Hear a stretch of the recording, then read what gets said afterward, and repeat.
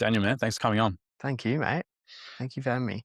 Man, I am genuinely excited about today's episode because I feel like every episode before today, the name of the podcast is No Niche Needed, but I almost feel like I've known something about each area that I've dipped in so far.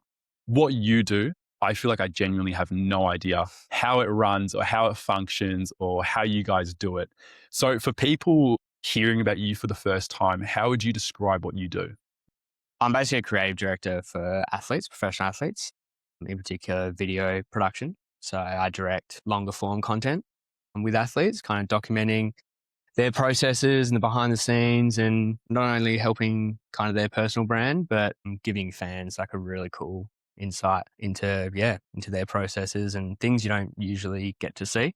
Yeah, that's pretty much it. What first drove you into that sort of market?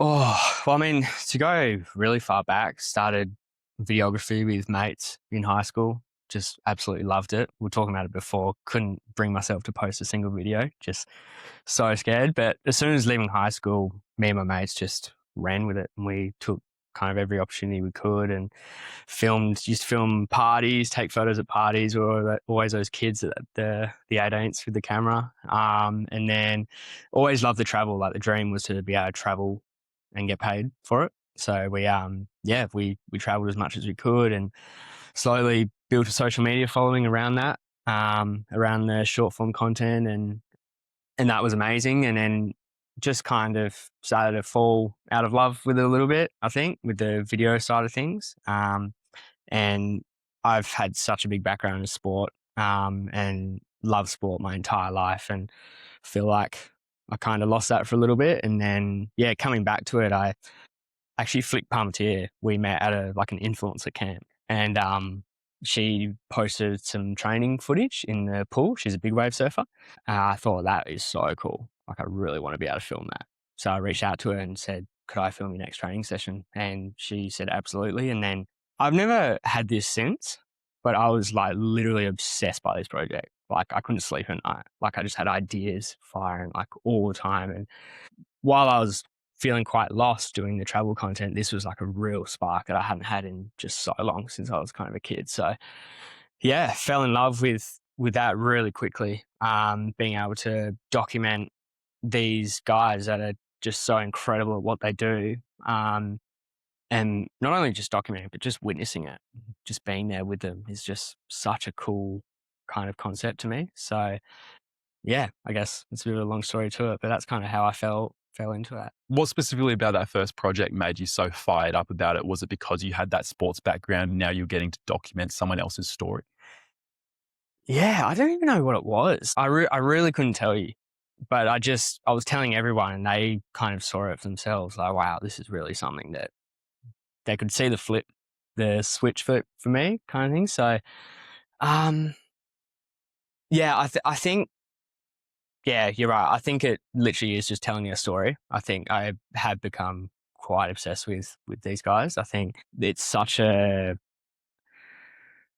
honor for starters. I think it's a really big responsibility because quite often you're in quite vulnerable situations with them, whether it's their session with their sports psychologist, or during their recovery, or them talking to me about what's happened in a game and if it went really badly or it went really well. And I think there's such a responsibility with putting that all together and representing them in that way and in a really light that kind of makes sense to them. Yeah, it comes down to storytelling, I think. What is storytelling beyond just making something look good? You mentioned capturing sort of their vulnerable Yeah. moments and what they're having to go through to get to the top. Is it kind of including that and making sure everyone sees the full picture? Yeah, I'll tell you what it is. When I know I'm on track is when I get goosebumps while I'm editing, and quite often that'll be like I've had to redo the video 5 times, and I'm not getting that feeling. Like I know that feeling, and I know how I want the audience to feel, and I imagine them viewing this like I'm viewing it right now. And if I'm not quite getting that feeling, then I know I'm not on the right track, and I'll keep going at it until I find that feeling. And yeah, like I can think about it now, especially the boxing. The boxing is just awesome. Like it's literally Hollywood, those fight camps, and being able to document that, and you're 3 a.m. at night editing this video, and you just get goosebumps the whole time, and that's when you know you're really on track. And yeah, I think there's certainly a visual element to it, and I think it's really important. And but I think for me, it's all about how am I feeling watching this and imagining how the audience might be feeling as sports fans as well. You mentioned obviously the first project you made with the swimmer, that how it made you feel, you're fired up to do it. Mm. How has your kind of progress in storytelling changed from then to now? Like you mentioned the boxing, is that the same feeling that you had, or has it evolved and changed into something that you can identify a bit better? That's a really good question. I think naturally my skills have probably naturally gotten better the more projects you do. But I think the core of the love for the storytelling certainly hasn't changed a whole lot since then. I think it probably mainly comes down to the technical aspect um, and knowing what sounds work really well, what music works really well. Um, I think, yeah, and it always evolves. Your taste always changes as well, and especially when it comes to the color grading and that kind of thing. Yeah, I think just naturally, I think it's just improving and trial and error over that period of time. You're documenting athletes and people going through these stories and tough challenges in their life, these big events. How do you compete with people's decline in attention span? You're describing emotion and making people feel something towards your content. Mm, How do you keep people engaged the whole way through in a mm, longer format video when these days it's all about TikToks and Instagram reels? And even with the podcast, I mean, I'm trying to put out more short form content than I am long form content mm. because I understand that people are drawn to that shorter stuff rather than the 50-minute videos. If I had the answer, I'd be telling you, honestly. Like, I think, especially from my background, coming from, the travel content where all we had to do was run on a beach in a nice sunset and we'd post it and you'd wake up with a million views and you'd get that dopamine from it and you'd be pumped. And to walk away from that was really difficult, especially building this following of travel content lovers and then starting to post content sports content and everyone's like, what the hell is this? But I just knew deep down that just how much more enjoyment I get from it. And yeah, to be honest, like I'm still finding the best way of building this aspect of content because it's just about being in the game for as long as possible, I think, and putting as much long form content out there where people see it enough and start to really not only trust you as a storyteller, but also just really understand what your content's about. And I think short form content certainly has its place because you're right, it's the short attention spans and it's what, if you think of a funnel, that's what brings in your new viewers usually. But I think what keeps people around is long form content. And there's certainly been a shift around long form content and like streaming's just massive. Like people are watching these guys for hours just do their thing. And yeah, so I think, like I say, that I'm still learning. I'm still learning, and it's really hard to get over when you spend 20 hours on a project that doesn't necessarily get the views that a video that goes for 10 seconds would.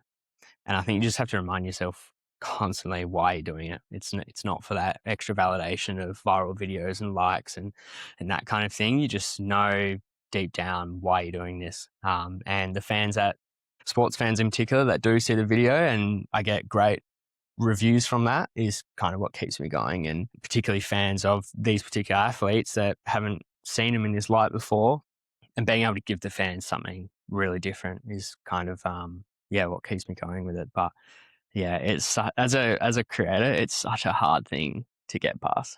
It's funny that you brought up streaming because when I think about streaming, I feel like people stick with it because it's live and they don't know what's coming next. Mm, At any second, they could, click onto a new YouTube video and have a great reaction to something and they're there in the moment. Where I feel like with documentaries like you're doing with athletes and other forms of content that are a little bit longer, like movies now, people can almost sense the slow builder. yeah. People can almost kind of get to this point and go, I'm about to climb a mountain with this director, with this athlete, with this, a character, and I have to make it to the top of the mountain to see it. And people sometimes, I feel like, with content aren't willing to climb that mountain with the director or with the actors anymore. Yeah. Do you ever find yourself sometimes trying to over optimize for that? Have you changed your content at all for that? Sort of trying to sneak something in there that may catch people's eyes a little bit quicker than what you were originally planning? Yeah, I mean, certainly not in the longer projects. That's never really come into it, or that thought. Genuinely, the project that comes out is 100% me and what I love. And that's, no one can really change that, which I'm really proud of, to be honest. And I think as a creative, that's really hard to do, especially with social media. And it's so hard to stay true to what you really believe in. But of course, I still make the short form hype edits, like it's the athletes. And like I say, the boxing is just so easy to make something hype. Like it's really fun. So of course I still make those, but yeah, I think it's never really come into it for the longer form project. I think the story is what it is, and nothing can really change that in my mind. So You mentioned earlier about athletes being in vulnerable moments, whether it be with their counselor or within interviews with teammates or coaches. How do you decide what gets shown and what doesn't? yeah, there's certainly, with the guys I work with. So for the last 12 months, I worked with Caleb Strong and Jeremy McGovern, and Gov going through that whole concussion process was wild. Like, we were meant to have 12 months with him, and 3 months in, he's had that big hit. And suddenly I'm hearing from his manager, like, this could be it. And that was about a month before they actually announced it. So I knew this well before. Let's just take this back a moment, just so viewers, in case they're not too familiar with AFL. Yeah, of course. Are you able to explain what happened to Jeremy McGovern, who he is, what he does? Yeah. Yeah, go for it. Of course. Yeah. Jeremy McGovern, one of West Coast's best footballers, really, that they produce, and a long time club legend, WA legend, hero in the 2018 grand final, as we know. Had many concussions. He's known to certainly put his body on the line for the club, and the doctor started to warn him about it. And when he had that hit against Melbourne, I think it was, he kind of knew that was it. And the doctors asked him at halftime, "Are you all right?" Went through the concussion protocol. And yeah, he was really honest about it. And they kind of said, "Nah, mate, you're coming off." And I think he knew at that stage he was in a bit of trouble. And yeah, it was months of not hearing anything from the AFL, which is pretty wild. And kind of literally his career was in their hands as to make a decision. And he had to face the concussion panel, which is a panel of doctors and AFL representatives, I believe. And yeah, they decided that he's had too many concussions and he's at a big risk for some serious damage, which, yeah, credit to him. Like, he completely took everything on and understood. I think he accepted it for a while, but yeah, he's got a lovely family that he knows is more important than footy, and there are things more important than footy. So yeah, I guess context there, but being able to document that process and having so much vulnerable content where everything goes through them before it reaches social media. So yeah, it takes a lot of trust, these guys. And the reason why I do that is because I tell them, well, they know they have that trust in me, and it means they're allowed to talk about anything they feel, and they don't have that wall built up like they do usually in front of the media. And they're so well media trained, and it's very much like, yeah, credit to the boys, whatever. But in these real intimate settings, I'm able to get these real emotional responses and true responses to them, and they know that nothing's going to go out that they don't want. So it really means that I'm able to get everything and then kind of move on from there, which is, yeah, really important for that concussion thing that Gov went through. I think going back to one of the previous questions I asked about how do we make people stick around for that longer format of content, I think that's it perfectly there, is these players are being vulnerable, and these are things that you don't often see. Like you said, they're so well media trained, and they're almost like politicians in some way, that they come onto the camera, they make sure they don't say anything offensive, they don't say anything too personal, and then they go ahead and they live their lives. And I think that almost answers my question of, yeah, these guys are humans. and people want to see it in that longer content, because it's such a tough one, because we speak about and players speak about all the times getting these personal messages after the game and you think they're invincible to it. But this longer format of content shows that they're not invincible. Yeah. It does affect them. These sort of injuries, and I have no doubt Jeremy McGovern, like you said, is one of the Eagles' sort of greatest players probably to ever play, especially in their back line. If you release that documentary and you see that, what they're going through, you go, well, these guys are actually trying pretty hard, sort of put on for the fans coming in. And I think that's probably the answer to it. Yeah, absolutely. And one thing on that actually, that we kind of revealed in the docos, the one thing that I didn't think about once was his little boy, Huddy, at school was copying it from kids. Wow. And that's something I'm going to go to about now, but that's something you don't even think about. Mm. You think about, and Gov said this himself, he's like, I signed up to be an AFL footy player. I didn't sign up for this. And his poor kids at school, like kids at school are saying, oh, your dad's going to die. Your dad's might be retiring, whatever. And the poor little kid didn't know what was going on and how to handle it. And yeah, it's something that you don't even think about for these guys and how it affects people around them so much. And like he said, like they didn't sign up for any of that, and he didn't want it. And that's just naturally what these guys have to put up with, which never even crossed my mind. I think a very similar situation was, if you know about the Russell Westbrook sort of situation when he went to Lakers and he wasn't performing as well. Yeah. And he was saying that other children were slandering his name to his kid in primary school. It's 100% something that you don't think about when or if you say something negative, how that can almost have a butterfly effect. And we know within AFL culture, parents and older people sometimes scream at the TV or scream at players, how that kind of effect can trickle down into the kids. And, Jeremy McGovern has obviously experienced it there with his kid, which is terrible.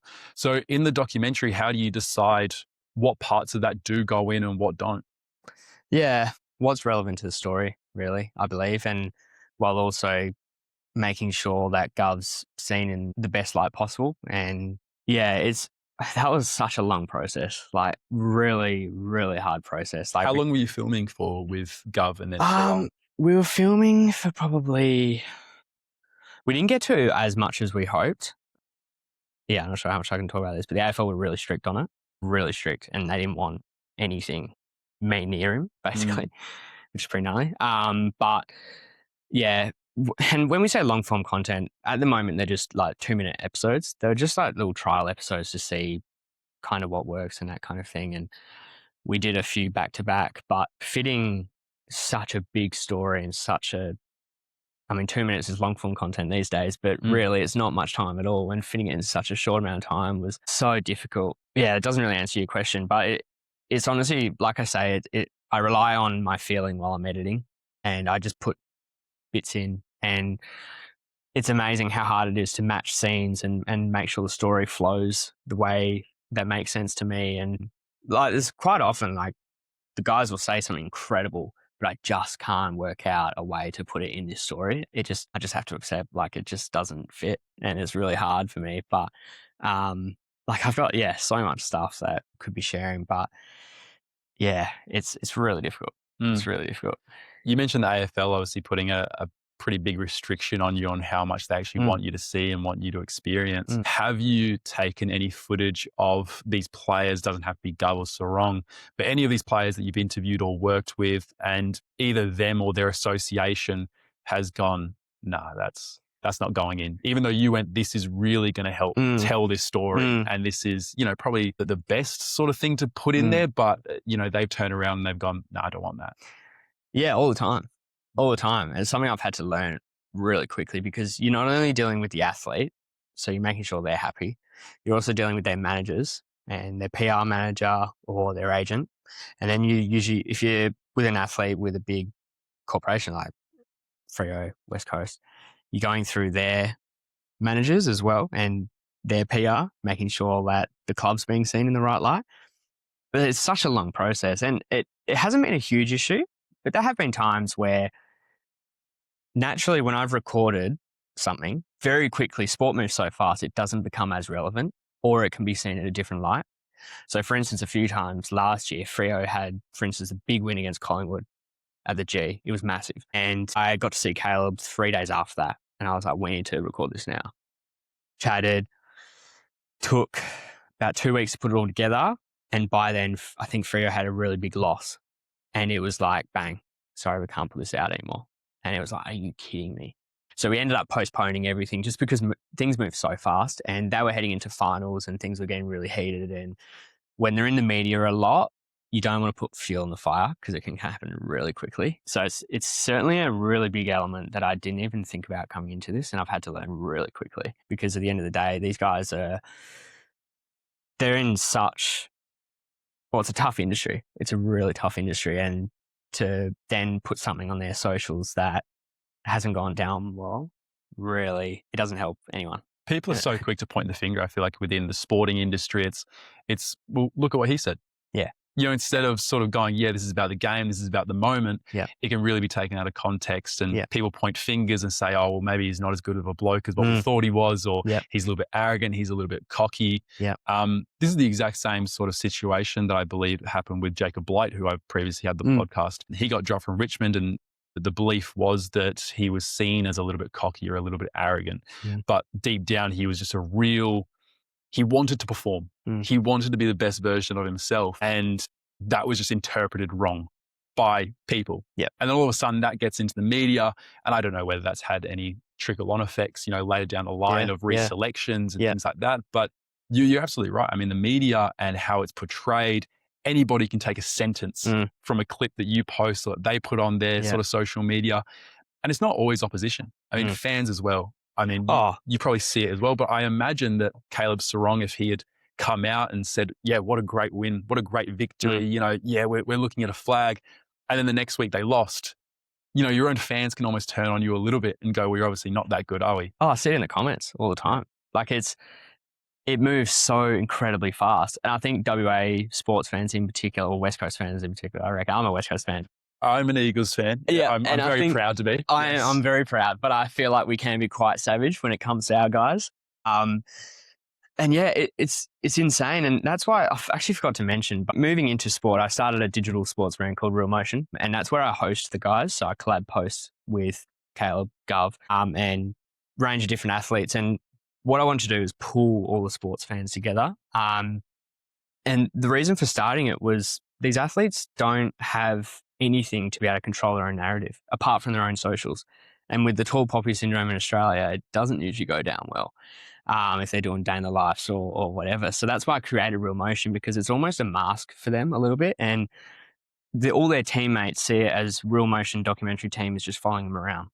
And maybe you cop a little bit of shit for that, I don't know. But it allows them to be able to really control their narrative, because I mean, the classic example is Harley. Like I work with Harley on his sponsored campaigns, and he's such a lovely guy, like really country, down to earth guy. And I kind of got a bit of a measurement with different athletes as to how good a bloke they are. And my measurement is if we're on set and they're just on their phone, and then we'll talk to you every now and then, and we'll just do what you tell them to do, kind of thing. Or they'll talk to you the whole time and find out more about you. And Harley's one of those guys. Like he'll just talk to you for hours about, wanting to know what you're doing and how your day's been and everything.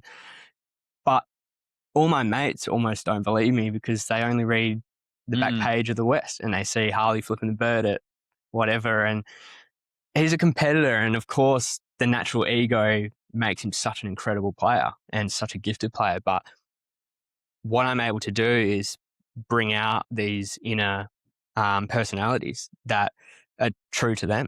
And that's why it's called Real Motion, real athletes, real stories. It's just giving them an opportunity to have some grasp on their own narrative and what's kind of going on. So, dude, I love that. You're almost like a videographer lawyer. You're coming in trying to defend these players. I'm trying to save these guys. Yeah, trying to save them from their own fans, other oppositions. But yeah, Harley Reid is an absolute perfect example. You see him take the ground. And again, I think similar to Blighty, can be seen as arrogant, seen as cocky. I'm an Eagles fan. And sometimes I look at him and I go, let's bring it down a level. Yeah. But that's a little bit of white line fever. But like you just said, behind sort of closed doors and outside of what the media are trying to say, they can be absolutely fantastic people, which I guess is why the documentaries are so important. for these players moving forward and for everyone just to get a better grasp of what athletes are actually like. Which I guess kind of leads me into my next question is, being around these players impacted you at all in terms of how you kind of not only see athletes around their work, but also how you see your work? Has their discipline Mm. almost impacted you in a way, or their boring, repetitive nature and sort of Mm. hitting the drills again and again impacted you and changed how you see things? Yeah, I'll tell you one thing actually, and this is, I wouldn't say a sliding doors moment at all, but it really made me realize the difference between athletes and us regular people. I was shooting with Caleb, and he had a session with a sports psychologist. This is all in the video, and his sports psychologist makes such a big point, a good point that what is it? Ordinary performances on a special day. We see these athletes rising to the occasion. You always hear that, rising to the occasion, whether it's the grand final, whether it's the Ashes, whether it's the biggest boxing match in the world or whatever. You hear about them rising to the occasion when actually all they do is stick to their processes and stick to an ordinary performance. So what they're doing is they're bringing down the importance of the event, and no matter what, they don't try to do extra. So Caleb would actually talked about Tom Brady in one of the Super Bowls, and I believe I can't remember. I don't even follow NFL that close, but the Patriots were down by whatever, and Tom openly said, "I'm not changing a single thing to what my processes are. I know I can do what I can if I stick to my processes." And you're talking about the Super Bowl here, and you're talking about however time was left, and he still won it for him because he knew that trusting his processes is what will get him to the other side. And I think, as for me anyway, like whenever I have a big shoot or a big campaign, and I think that I have to do all this extra work or extra, my mind's racing because I'm trying to remember every single thing, when really it's no different to any shoot, really, just because the importance is more significant. And yeah, so that ordinary performance on a special day, really stood out to me. And just realizing that these guys have the same problems we do. They're just better at navigating them. And you constantly look at other people like, oh, like these guys just don't get stressed, or they don't feel pressure, or they're just gifted. They don't have the same problems that I do, when really they're just human. And working with them and so closely, you really quickly understand that they're just better at navigating it. And that's the only difference. You don't fall to your best, you fall to your systems. Whatever you have in place in order to prepare and deal with the situations coming up, that is what you're going to fall to. I've played with a lot of successful athletes throughout my career, and every single one of them have been the ones to do the work off the field, do the extras, really stick to their routines, and moving forward when it hits a hard point or they're almost dropping in form. Steve Smith is a fantastic example. I don't know Steve Smith, but just in case. But Steve Smith is one of those test cricketers that has probably one of the most unique styles. That's a good way of putting it. In cricket. Yes, unique. Yeah. I chose that word careful. Yeah. His next episode. So Yeah. no, unique. But he doesn't change. Even when he's had a little bit of a drop in form in the past, he doesn't change anything about how he goes about it. And you mentioned Tom Brady. Yeah. But it's those things that they go to and the things inside their mind that they go, no, this works. Yeah. I'm just going to stick with it. Yeah. This is what works. And I think, yeah, you're right. It's the trust. Trust is the biggest thing. And I think sometimes we can lose trust really quickly. As soon as we lose trust, we start trying a million different things and we never stick to one thing. So I think these guys are also just really able to trust their abilities, trust their processes. No matter what might happen, they're not looking that far ahead. It's just purely trusting their ability. And I think it's something that we can really take away for everyday life, really. Did being that close to these athletes, having this pressure on them and all this expectation and intensity, change how you personally thought about your own success? Can you repeat that? Sorry. Yeah. I'll put it in a different way even. these athletes go in and they have this pressure on them, and we just mentioned systems. Perhaps sometimes like Caleb Sarong, who went from a really successful game to one that they lost, he probably somewhat measures the success on outcome. But I would imagine that if he went, well, look, I got 30 disposals, I kicked 4 goals. I see that as a success. And moving forward, the team, we're learning things that's going to make us more successful. Has there been anything that you've learned along the way from those athletes that changes your approach within videography or content creation that you go, you know what, maybe it wasn't the outcome I wanted, but I've learned a lot from it? Yeah, definitely. I think that's probably what I'm going through right now, to be honest, is finding or reevaluating what success is and what success looks like. And I think learning that there's a quote that I came across recently, which became almost a little bit of a news resolution, is how I want to approach things. Consistently good over occasionally great. And I think that is just an incredibly simple way of putting it all together. Because for me, I've always been hard work means success, and just absolutely belting myself. And even if that means, and quite often I'll do that to the point of either burning out or not even being able to start anything because I'm trying to imagine this huge expectation of myself. So I think seeing the guys navigate that themselves, I think really put my own vision of success probably in perspective. Really just looking to just showing up, no matter if that's maybe a good day. I can feel like I can do extreme things, but most of the time you can't. And that's just human because we are human. I think sometimes we can forget that. And I think it's really hard with social media as well. You see Alex Hermosis and all that are just like dialed. And I don't know, I feel like if you met them in real life, you'd probably understand why they are. Maybe they don't have much social life. I don't know. But I think really, reevaluating and remembering that we are human. And when you see people with success, they've usually got a pretty good grasp on that, I think. I think 2 things from what you just said. One was that I think your success sounds a lot like we just said, it's your systems, right? As long as you know that you're ticking off the boxes, then you're okay. The second thing is you mentioned expectations. How do you deal with the expectations from 1, the fans, and then 2, the athletes that are also trusting you with their story? It took a while. Like, I can remember sending my first episode to one of the boys and absolutely shitting myself. Like, I was so nervous and I was just waiting for the manager to like get back to me. Like, I just needed validation. I was like, I love this video, but I was like, and especially because that was the first one we ever did. So any athlete, to be honest. So it was like the first kind of style that I've ever seen with any athlete. So no one's kind of seen this before. And I was like, I really like this, but I really hope they Who do. was it? Am I allowed to ask? It was Caleb. Caleb. Yep. Cool. Yep. First one. And got it back and was like, this is sick. And I was like, yes, finally. And it's so hard not to put these guys on a pedestal. Like, naturally you want their validation for something you spent 20 hours on and you want to do them just as well. Because like we say, they're in the spotlight and they got some pretty damn cool stories, and having the responsibility of telling that story in the right way it's a really big deal to me. Yeah, certainly still learning to it. I wouldn't say I'm numb to it at all. You still get nervous even just hanging with these guys sometimes, but there's something.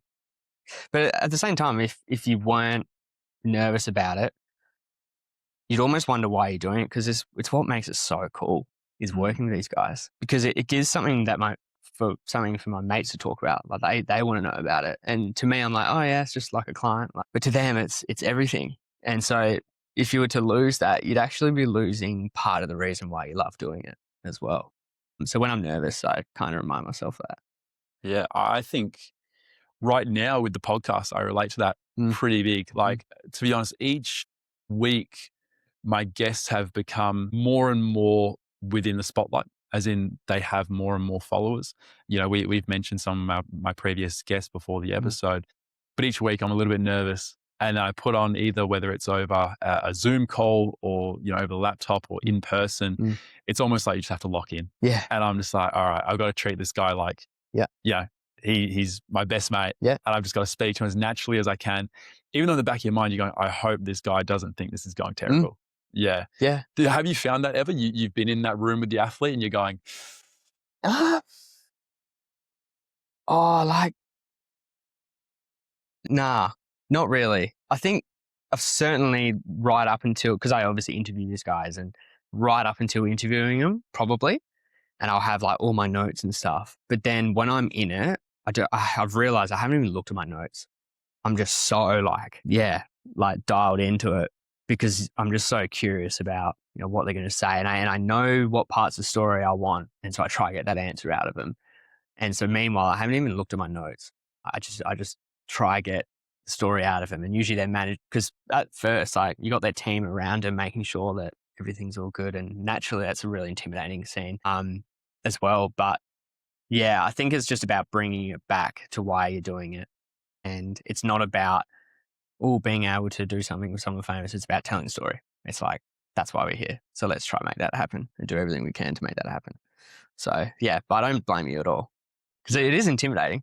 It can be very intimidating. I remember my first person that I interviewed here was Dr. Timothy Fairchild. He's episode 2. That's up at the moment. And that's probably still one of my most favorite episodes. He's the Dean of Research here at this uni. Yeah. And I remember sitting down with him, and this is a guy that I've known for quite some time. And you just go, I don't want to make a fool out of myself here. Yeah. And you finish the project and you look at them and they go, man, like, that went amazing. Like, thank you so much. Yeah. And you're like, tick in the box. Yeah. And it's exactly what you came down to earlier, is systems. Right. Like, I imagine for you, each person that you work with and each person that you go through this process with, it is a tick in the box, right? I've dealt with this person. Yeah. The next project is going to be bigger, but I've also got a stack of evidence and a stack of proof behind me that I can do it. And I am this person who I say I am. Yeah. I think, so just on that, I think it very much comes down to your preparation. Like, you would know when there are some times where you're like, shit, I don't know what I'm talking about next. And there are some times where I've rushed preparation and I've come away from that shoot going, that was not my best shoot. And I know why, because I didn't prepare well. And I didn't have the story in my head before I went to do this interview. So I think, no matter what the circumstance is, relying on that really helps as well. And it takes it away, the importance of it as well. The cool thing about having this podcast and having this is that I get to ask the questions that I want to ask, right? I'm going to say this in a very selfish way. I'm going to ask it because I assume that there's people watching this because they have similar thoughts and similar, wanting to learn similar things to what I'm wanting to learn. But I'm going to ask this as a personal question. What would your piece of advice be to someone who's trying to get better at that, at asking questions, at trying to, find out a true story behind someone? Be curious. I think that's honestly by far the biggest thing. I think, like we were talking about it on our way over here, it's very easy to get the right things from someone when you're being curious with them, and there's no judgment that comes along with that. And being curious means getting more of the story and finding out why they do these certain things. And to put it as simple, I would just say, just be curious and be ready to learn and be really open as well. Is that the mistake you see in most people beginning within your industry, is not being authentic to themselves and wanting to put on this big show, but not really asking the questions that they want to know, because deep down, that's probably what everyone wants to know? Yeah, for sure. I mean, we talk about it, how people show up on social media versus how we actually know them. And it very much so. And I think that as much as people judge people for that, that's a really hard thing to do, is be true to yourself, especially when there's a number with a K next to that following. That's a lot of people. Like, most people in that scene have a following the size of a stadium, and then try to be yourself in the middle of that stadium. Like, I think people are really quick to judge people for that. But geez, I have respect for people that can. Because and they're the ones with the most success for me, or long-term success, I would say. I think your classics are like, who's been around for a long time? Like Hamish and Andy. They're just genuinely best mates that just happen to have a camera rolling. Yeah. And everyone you hear that I know that have met them are like, that is exactly what they are like. Like there's no act, and putting on an act is exhausting. It's not long lasting. But Mm. these guys are just, they just know that. And it's obviously the reason why we put on an act is because we hope that more people will engage with that. But at the end of the day, there's 7 billion people in the world. I'm sure there's someone that really enjoys you the way you are. And whether that is 100 people or whether that's 100,000 people, I don't know. But social media is very good at finding people that like you for that. And I think especially TikTok, like TikTok will put you in front of content that you really enjoy. And we all know that. And so being true to yourself means it's going to find those people. And it's going to mean that you're going to have a much more fulfilling career, like in this scene. Yeah. Yeah, we spoke about before the podcast, one of our mutual mates, Dylan James O'Brien, is Yeah. a Yeah. perfect example. Yeah. Currently, has over 100,000 followers. And you were saying before, you've known him for a lot longer than I have, that when he was first starting and beginning to blow up, he was having the piss taken out of him, Oh, But mate. now, I mean, he's absolutely killing it, absolutely crushing it. I've had him on the show. Great guy. Yeah. Similar sort of thing to what, you were discussing with Harley earlier. Yeah. They sometimes build this reputation online, or people really misunderstand them, and you meet them face to face and you go, great guy. And now they're actually really making a life for what they wanted to do, and they've made a career out of it. So I guess if I can piggyback off what you've just said, it's, chase it. Chase what you want to do, what you're curious about. And like you said, be yourself. Yeah. Because you always get the better out of yourself when you're genuinely curious about a particular subject topic. Because as soon as you're putting it on, it's just not, like, you can't last that way. It genuinely becomes exhausting. If someone watched all of your videography and all of your work, what would you hope that they would understand about how you see the world and how you see what you're documenting? Wow, that's such a good question. That is a brilliant question. Thank you. I think that's quite difficult for me because I'm documenting other people. But when I was doing the travel content, it was very much enjoy every single moment you possibly have with the best people you can find. That is because when I was editing those videos of running on the sunset with mates, at the time, I still got the same feeling I do when I'm editing these athlete projects. It's not about me now. But I think knowing through those short form travel videos, I think having such a big impact on people that motivated them to find a similar adventure that created just as much fulfillment as it did for us, I think was awesome. Like, it was really, really cool. And having people come up to us at the time when saying, I booked that flight because of you guys. And, I found these group of mates that we all just love to film and have fun because of you guys. And we were once those kids in high school. And you mentioned Zach White before. Funny story. Did you ever know the Neverland Boys? No, I didn't. So he used to be in a group called the Neverland Boys with Elliot and Jackson as well. And we idolized them in high school, proper idolized them. And then we were down at Levers in year 12 and Zach was on the beach. And Liam and I, my best mate, who's still a photographer now, were like, holy shit, that's Zach White. Like, far out. And we got a photo with him, and I think he even tagged us on a story, and we were just fizzing out. We're like, no way, this is sick. And then long story short, we all end up living together and creating the Calais crew, and we were all together in a group in Hawaii all together. And he's my best mate to this day, and we've been mates for the past 6 or 7 years. It's just amazing. You don't actually realize the impact you have on people, and you forget that you were once in their shoes as well. You brought up a quote earlier. I want to bring up something that I messaged one of my previous guests, Joey Woodley, because we had a quick little text message after our episode. So Joey sent me a reel from The Office, the actors speaking. And it was about really enjoying the moments and the golden years that you're in because, that's what you're going through to achieve something. And he said to me, watch this. What I was trying to say, timing is impeccable. And I said, I love it, man. In the act of trying to become more, don't forget to enjoy those moments. because those are the moments that make you more. Oh, man. And it's exactly that, just those small moments of working and almost struggling in those moments that eventually is what you look back on and you go, it was all worth it. And it's crazy because every time we look back on those golden moments, we think now, all right, I've got to remember to enjoy this. But we still, then time goes by and we look back on that moment and go, all right, that was a golden moment, wasn't it? I wish I lived a little more in that moment. It's such a difficult thing to do. Like it really is.